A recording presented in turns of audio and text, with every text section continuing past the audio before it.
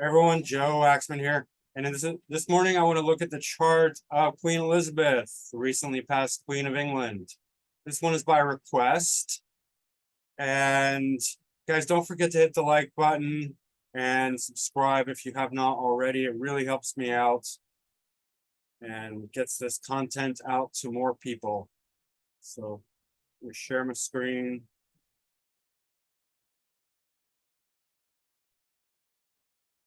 Okay, so the Queen of England. So I've been putting this off because there's not a lot to say about the Queen the way I normally get information about a person through reading about them online, various sources, usually Wikipedia, not always, but I mean the Queen was very hidden. We don't really know much about her personality, and as the sort of figurehead, the royal kind of head of England. There wasn't She wasn't involved in policy making, at least not up front. Don't know what kind of secret deals went on in the background and what kind of hidden influence she had. That's difficult to verify. It's all very speculative, and I'm sure there was a lot of it. I'm sure she did wield power, but I don't know a whole lot about her, in other words. So it's kind of hard to read a chart when you don't know much about the person, because these planets can express themselves in different ways. But that being said, anyway, I'll do what I can.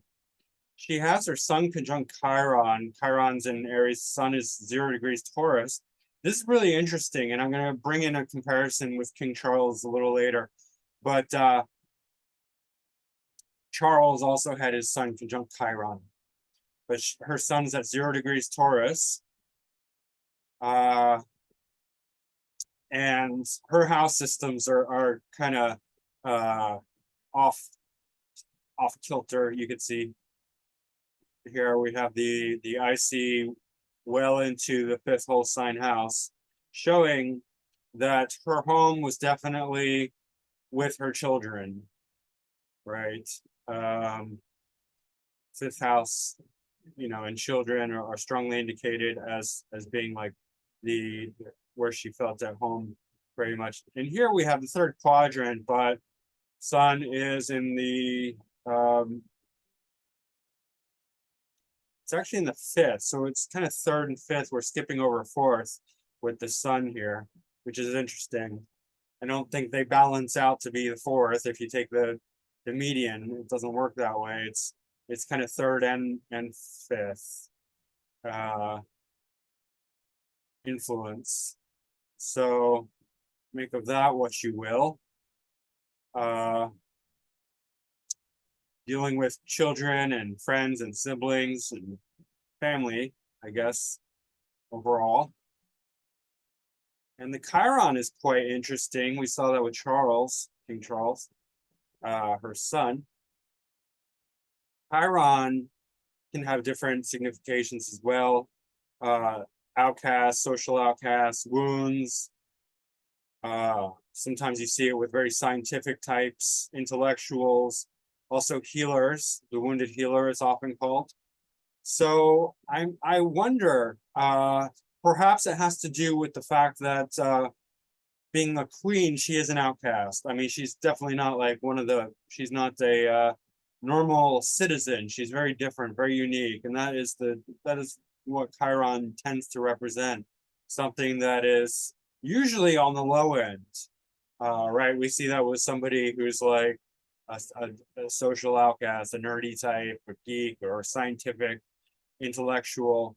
But it's really interesting to see it with two royal figureheads, the queen and then her son, the prince, who's now king. Quite interesting. 0 degrees Taurus is the 0 degrees of any sign will represent a total overblown representation of that sign, because it's without limits, it's without limitations. It's in Zen what it's called the beginner's mind, and in the beginner's mind, there's no limitations, endless possibilities. So it kind of represents the infinite expression of that sign. And Taurus is all about luxury, materialism, right? So I mean, 0 degrees Taurus is like the height of luxury, the height of wealth and materialistic security, and which is very, I mean, that is exactly what the Queen represents, the 0 degrees Taurian archetype. It's just all luxury. You know, you could also see it as 0 degrees Leo, right?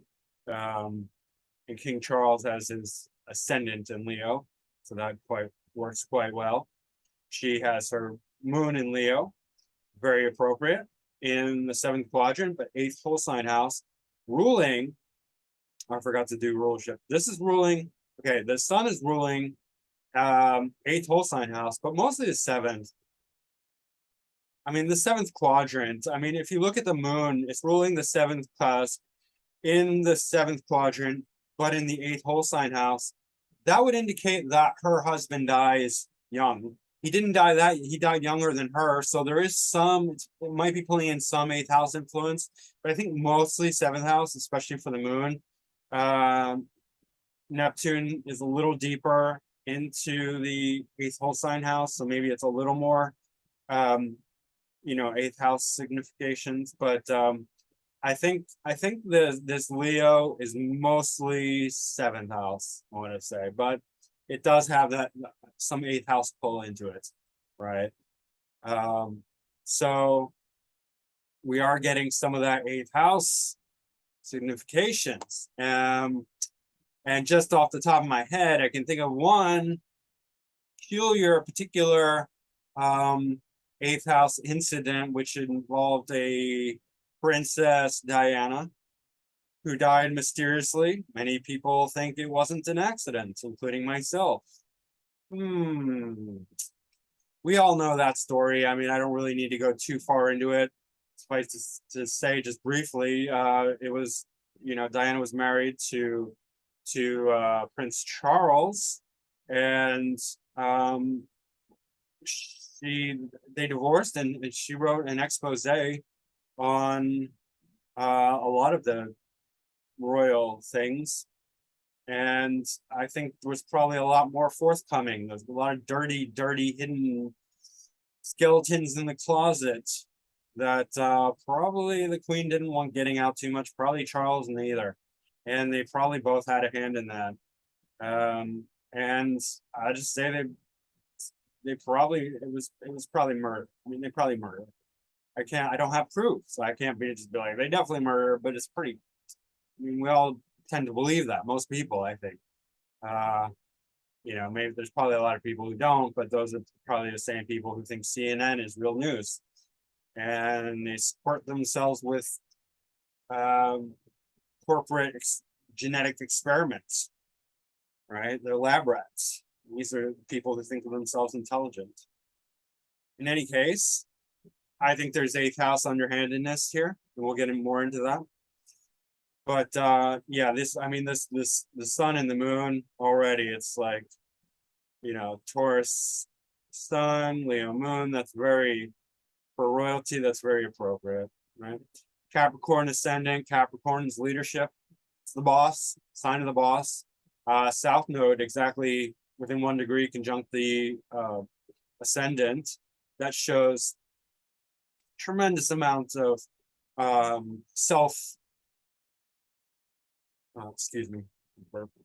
self-confidence, self-awareness. It is, when young, this is a person who's just, life is all about themselves. You know, she grew up a princess, obviously. And so, you know, it was all about her own authority, her own rule. She had one sister, Margaret, I guess. I'm not sure. You can look it up. But the ascendant lord is equally as prominent. It's right conjunct the MC in Scorpio by 1 degree, Saturn. And Saturn shows leadership. It shows authority and rule. Saturn is ruled by law. Whereas Leo and Sun show royalty, Saturn shows leadership and authority and rule. And Saturn also shows longevity.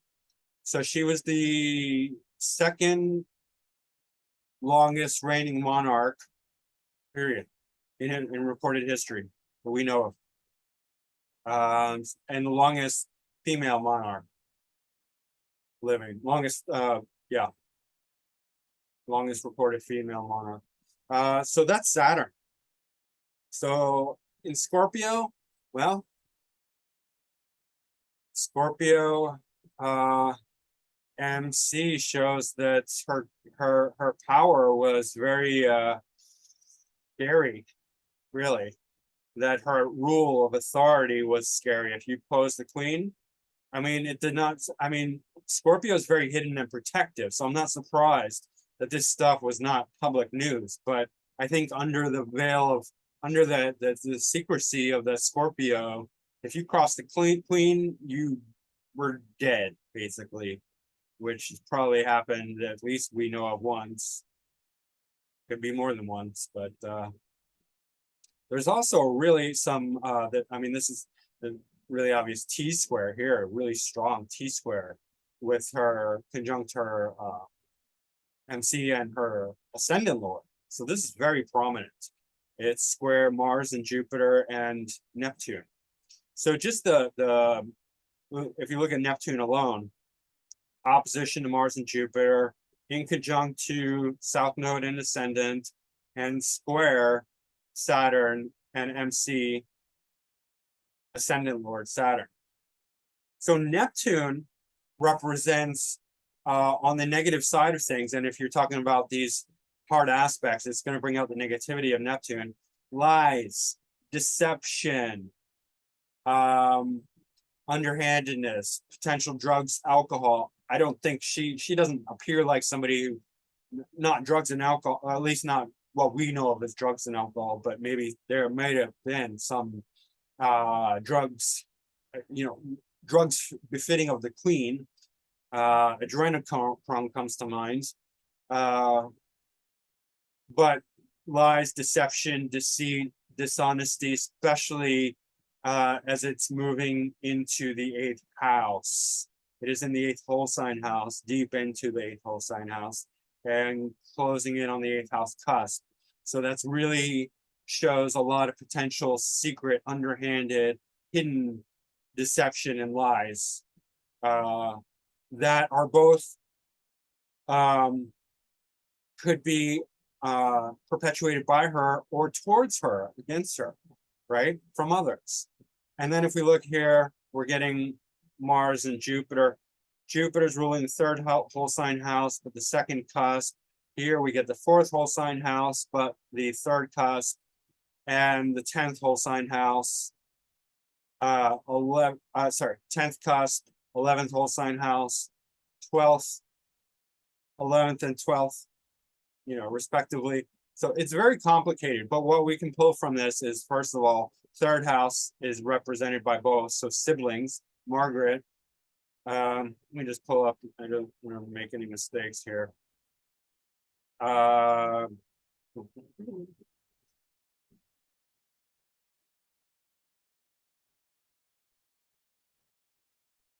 Margaret, only sibling, Princess Margaret, right? Okay, so that's her sister. So there could have been some lies, deceit, deception regarding Margaret, either from Elizabeth towards Margaret or from Margaret towards Elizabeth. Maybe there might have been some infighting regarding the throne. Who knows, right? There could have been other things. Oh, you know what? This just came to mind. There were 2 family members, and I can't remember their relationship, who were they were not befitting of the royal family. There was something wrong with them. They were mentally handicapped or something like that, and they were locked away and never talked about. 2 of them. I'm not sure if they were siblings or somehow related, But if we're pulling in 8th house with this Neptune, definitely I can relate, that can relate to this, right? Locking away the retarded sisters or whoever they were, cousins, I'm not sure. But in any case, second cusp Jupiter can pertain to family.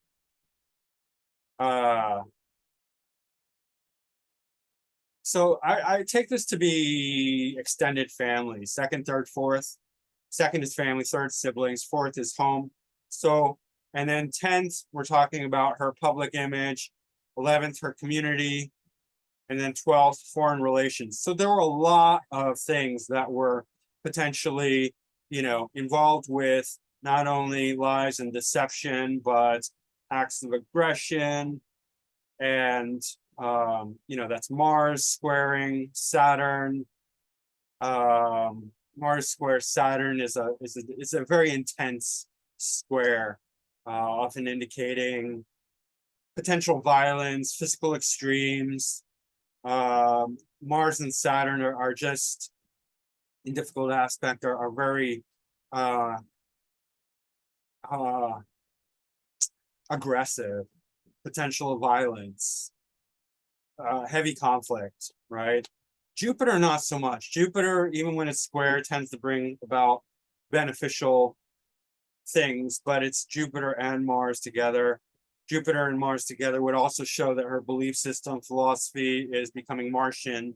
So she tends to believe in acts of war and aggression as a way to resolve things. Aquarius would tend to bring that towards society at large, also technology, utopia, dystopia, that sort of thing. With her as the all-powerful ruler, Scorpio really loves the power and control. It is Scorpio, like I've said, Scorpio, and in combination with a good dose of Leo, these two are very prominent for narcissism. Definitely. Scorpio, because of the ability to control and the desire and the psychology, right? The narcissist psychopath tends to use the psychological control over others to gain power. And Leo is just the expanded, bloated ego that justifies that sort of behavior. So this is quite revealing T-square about her personality. It's not such a savory thing. It's pretty intense and devious, and I would not recommend anyone crossing her path when she was alive, because it's pretty it's not pretty. She's bringing in her moon to it as well, because in conjunction in Neptune's 10 degrees, but still, and she's a bit delusional and justified, self-justification because of the Leo and the moon Neptune. So she can imagine all sorts of things that would just, make her feel okay about doing whatever to anyone, believing in Mars, and the people as well are brought into this because Aquarius and Capricorn Saturn. All right. Well, let's move on. I mean, her husband, Philip, was notoriously recorded on video. Nobody can say this is a conspiracy.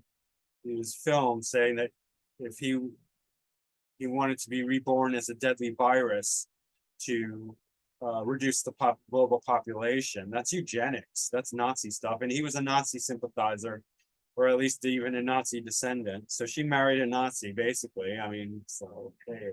The royal family are pretty corrupt. But as they say, absolute power corrupts absolutely. There's a lot of talk about Prince Andrew, one of her sons, is a pedophile, and Charles could be as well. I don't know that he is or isn't, but he could be. At least he's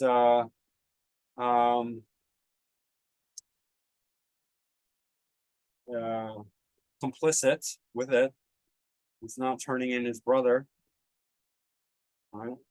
So then you have this Venus, exalted Venus in the second quadrant. And so this is why I always look at both, because this really does speak to the second house, and that is the quadrant. But I still think that there's elements of the whole sign. I think they both work. I think they're both. I think you need to look at both of them. That's my ongoing conclusion. You need to look at both whole sign and quadrant. And for those who just want it simple, I say astrology and life are not all clear cut and neatly divided into even sections that simple minds can just swallow whole. I mean, you have to digest this, you have to chew it, you have to think, you have to contemplate it, and because life is complicated and the charts reflect the complication of life. So anyone who just wants a really oversimplified version of astrology, I think you're not getting the whole picture. Anyway, Venus in the third whole sign house, second quadrant, ruling the IC and the fifth whole sign house. So I'm taking in fourth. If we're taking the fourth quadrant, then real estate, house, home, early childhood, exalted Venus in second quadrant, third whole sign house. So like riches, right, from early childhood, palace, right, wealth, security, finances. I mean, need we say more? Exalted, not just, it's not even in domicile, it's exalted. So exaltation means a kind of overblown status that is it's not necessarily stronger than domicile. I think generally speaking, domicile is stronger, but exalted has an air of being overblown, like overstated, like the person just has an exalted view of themselves, something like like royalty itself, something that's just exaggerated, right? So this is a very exaggerated Venus. Venus itself represents luxury, right? And it's in the second house. I mean, that Jupiter and Venus together, I'm not sure which produces more wealth. I've seen them both. I guess depends. It can vary, but Jupiter also is in the second whole sign house, along with Mars. And Jupiter is in Aquarius. It's not great. It's not terrible though. There's a mutual reception, by the way, between Mars and Saturn, and that benefits both of them. That benefits Saturn, the ascendant lord, and Mars, which is ruling the 10th house, cusp, career, also 11th house. So 10th house in the 11th whole sign house shows that the career is going to have to do with community, right? And what is the king, but what is the queen, if not part of the queendom, let's call it, kingdom, but it's part of a community, right? So that makes sense that it's in the 11th whole sign house. And it's getting that mutual reception with Mars and Saturn. Mars and Saturn, like I said, is a very intense combination. And you do see this with a lot of people who are involved with cruelty or violence or some harsh rulership, harsh leadership. Because Mars and Saturn both want to lead. Saturn is more like the authoritarian rule, and Mars is the initiative, the leading the charge. Mars wants to lead the army. Saturn wants to make or enforce the rules. Sorry, Jupiter wants to make the rules. Saturn wants to enforce the rules. Venus is also ruling 9th cusp, the 10th whole sign house. So that both makes sense. 9th and 10th are tied together. Religion, philosophy, and public image, career type stuff, going into second house of wealth. Her philosophy is tied into her security, tied into her wealth, as is her public image and career. Right? It's all coming together in that regard. You cannot separate the queen from her gold and diamonds and crown and luxury. Uranus is making a nice trine to Saturn. So I guess that's good. At least it's not bad. Saturn and Uranus in difficult aspect make a very rebellious nature. So this is not rebellious. This is much more harmonious relationship with her independent side. She's not rebelling. She's at peace with her own rule of authority. Right? There's no rebellion there. But Uranus is at odds with her own moon, so that could indicate there's definitely some shocks to her own. I mean, moon tends to be a lot more hidden, less so in Leo, but there were definitely shocks. Let's see, relating to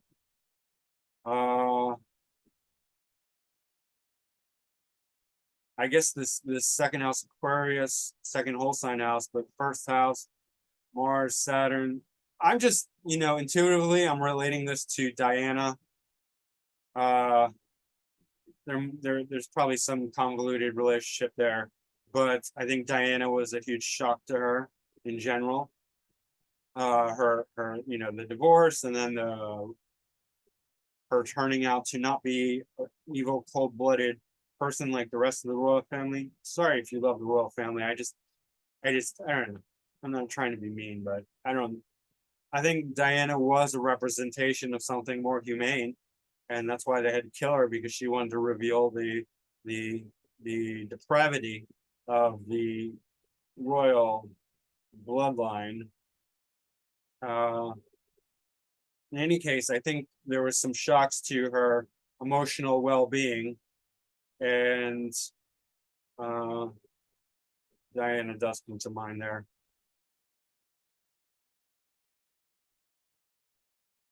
This can also cause a division. Uranus can indicate trauma, shocks, division, especially in hard aspect. But we're never going to really know what was going on in her internal world, because it was too secret. Like, she doesn't. You weren't even supposed to ask the queen what she thinks about stuff, right? I think a reporter did that and he got in trouble with it. North Node is conjunct Pluto in the 7th house. Well, North Node is conjunct the descendant, and then Pluto is a little more in the 6th quadrant, but it's pulling in its energetics, to the descendant. So this speaks of her husband, Prince Philip, and her relationship with him. Also her ability, her desire to control others. Pluto, right? This is very strong, plus North Node, so it's very obsessively wanting to. We saw this actually with Jim Jones and his desire to control all these people, and that's why one of the reasons why he became a cult leader, right? So she's kind of like, not necessarily a cult leader, but really, really obsessive about controlling other people, right? And we could see that with Diana. Diana tried to turn against her and the royal family. Car accident, death. Pluto's death, right? Death to others. Obsessed with that. Pluto is the deepest pain and desires and need to control and transform, but there's also a resistance to change as well, because it's a deep pain.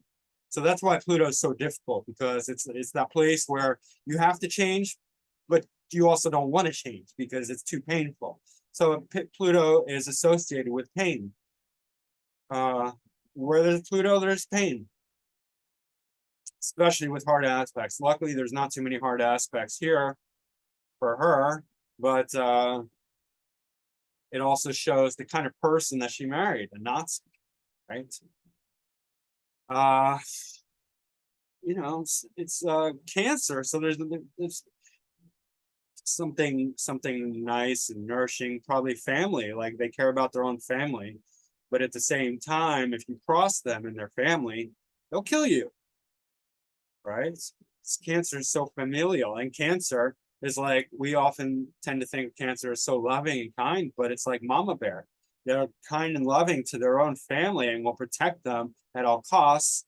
And if you are a threat, mama bear will kill you. Mama bear will kill you and eat you, just like that, right? And so North Node conjunct Pluto in the seventh house, it's talking about Philip, and it's talking about her relationship with others. I mean, it's like, yeah, she's not some sweet old lady. She definitely wants control and power. I mean, that's evident. All right, let's bring in her draconic chart. Okay, Sun and Chiron are in Capricorn. And Capricorn, again, for leadership, for boss. She's kind of a boss lady, right? It's in the first whole sign house, but behind it, so in the 12th quadrant, so secret, there's some, it's a little bit hidden, but behind the scenes, she really is the boss lady, right? She doesn't want it to get out. She doesn't want it to be known, but the queen was the boss. Let's see here.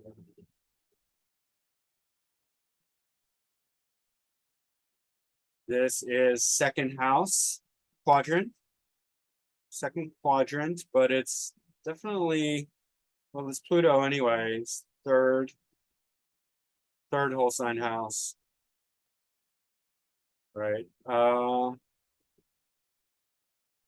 So with her wealth was something that was that she felt very attached to, and that was a concern for her, because her wealth and her resources, it's not just her wealth, it's also the land. She was, since she was a monarch for so long, she ruled over so many different territories.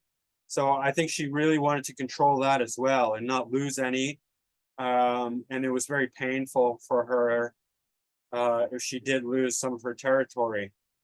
I mean, we might just laugh at that, but it's like, once you get used to it and that's what then that's, it's like, if you lose your car, it's like, oh my God, that sort of thing.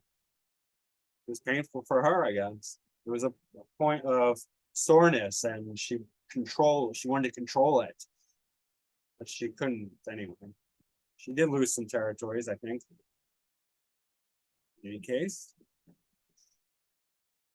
Moon in Aries in the third quadrant. I don't know. It's not really that conjunct. I guess it's conjunct Chiron.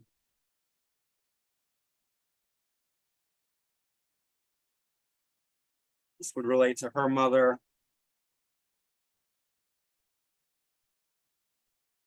Not getting too much from that. Saturn in the seventh. Again, I mean, she did have a long marriage.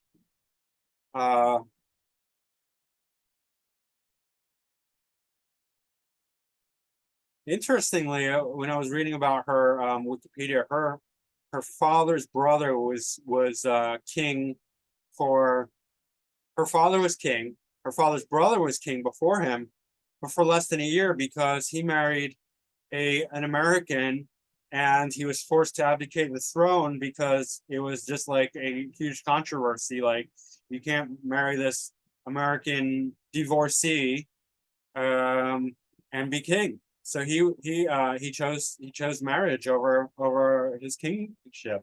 So he was king for less than a year. Then her father took the throne, and then she took the throne after he died, which is interesting. Just a bit of trivia there.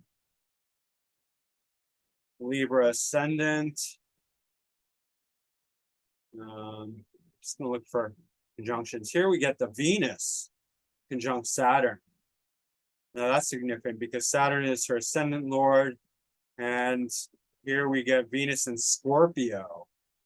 Scorpio is obviously the sign of detriment for Venus. So we have an exalted Venus and a detriment Venus, a very intense Venus. So this tells me that her rulership is fueled by a sense of like deep, like scorpionic passion. That's not like a very healthy one, because of the Venus is like, it's too intense. Venus doesn't like to go in the depths, scorpionic depths of Scorpio, right?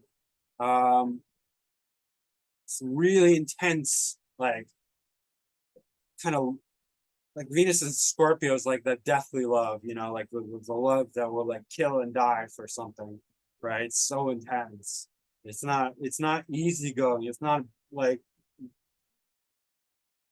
luxurious. It's like obsessive kind of love, and so that was a hidden quality within her, and that she brought to rulership. And again, sort of like cross me and my family, and you wind up dead. And that's not just hyperbole. She'll really do it.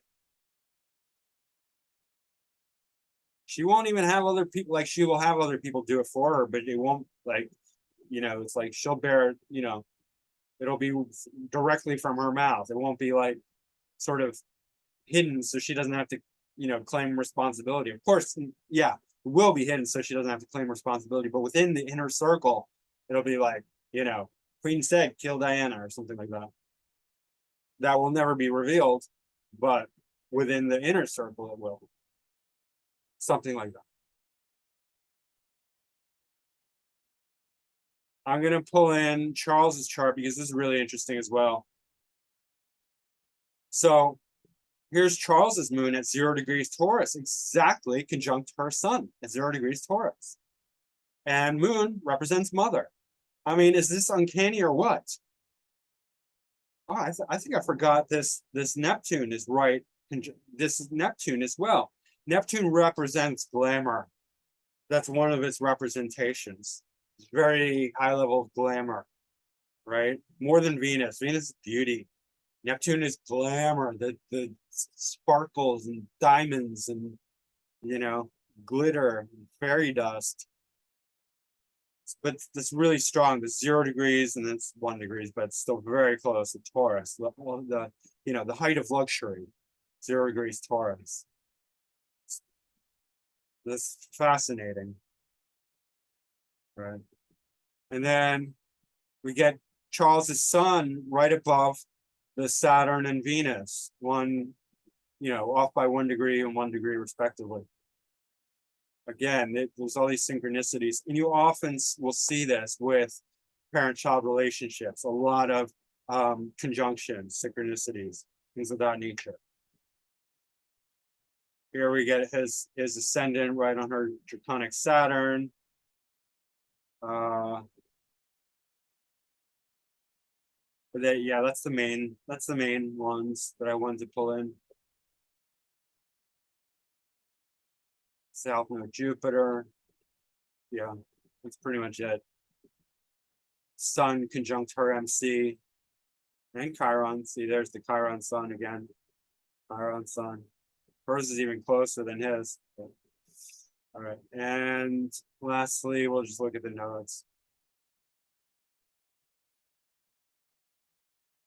Okay, her ascendant is pretty much conjunct the south node of Pluto, Jupiter, and south node of Saturn is in the first house, tightly in the first house, pretty close to the ascendant. So that shows that she's very familiar with the past of, she's pulling from the past of society with its materialism, its Capricornian rule, authority, a lot of past It's going into her self, her sense of self. South node there too. A lot of history there. A lot of karmic past has gone into who she is in this life. A lot of karma. Venus conjunct the south node of Venus exactly in exaltation in the second house. So this is like a doubling over of this Venus, right? Karmic Venus past conjunct exactly, almost to the exact minute. It's pretty unusual. So this is like even more than exalted. It's a doubly exalted Venus. Chiron is conjunct its own south node as well. So this is a very Chironic Chiron. There's something karmic about this Chiron. Karmic Chiron. I don't exactly know what. It does it represents something with the royalty. I mean, normally I would have associated with like outcasts. Like I already went through this. The social outcasts, scientists, intellectuals. Apparently, it has something to do with royal outcasts as well, or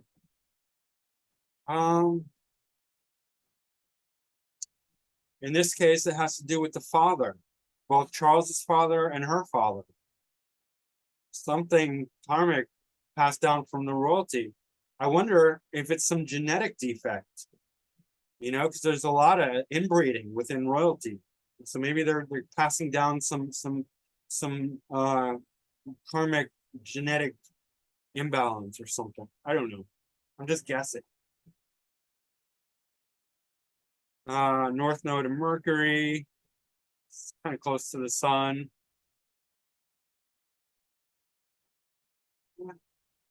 Doesn't indicate much. I guess writing in Venus is nice writing, artistic writing, poetic writing. I don't know if she was a poet or a writer or anything like that. In any case, I'm going to move on.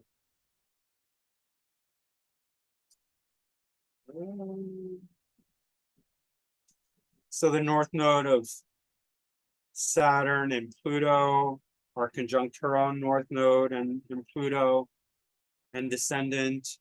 So that's relating to her partnerships and her relationship with others. Again, the Cancerian theme, sort of family protective, but mama bear, definitely, especially with Pluto and Saturn. And again, Saturn will indicate a long relationship, committed relationship, which she had. It's not Saturn, it's the north node of Saturn. So relating to second half of life, but also obsessive, materialistic aspect of Saturn, I guess you'd say. North node of Neptune is conjunct the moon by 3 degrees, and that's reinforcing this Neptunian theme of kind of delusion and you know, Leo can be quite delusional as well, just in its, you know, with delusions of grandeur. And so Neptune in Leo, conjunct Moon in Leo, is really like delirious about their own greatness. This is drunk on themselves. That's what it literally, I mean, this is just, it's, you would not be able to convince this woman that she's not the greatest thing on the planet, like better than everyone. I mean, that's just how she feels about herself. She feels like she's royalty. She was royalty. I mean, obviously, but she feels like she's royalty too. She doesn't feel like a commoner, right? So this woman is quite delusional about her about being better than everyone. It's not just that she's queen. Like you can be a queen and understand that you're just a human being, no better or worse than anyone else. But that's not the case with her. She really, really believes she was better than everyone else, right? And that's part of the problem. So anyway, That's the Queen of England. I don't believe that she was just this pretty, what do I say pretty, this figurehead, this pretty not in the physical sense, but pretty in the sense that she was made to look pretty with all the jewels and crowns and gold and everything. You know, she's much more than a pretty face. I'm sure of that. Anyway, I mean, pretty is not what we, I don't know why I keep saying pretty, but the term pretty face more than a pretty face. Anyway, you get it. Guys, that's it for the Queen. And don't forget to hit the like button and subscribe if you haven't already. Book a reading with me. You can find me at macroastrology.com or my email, macrogomachine@yahoo.com. And leave a comment if you like. All right, thanks. Bye. I will see you again soon.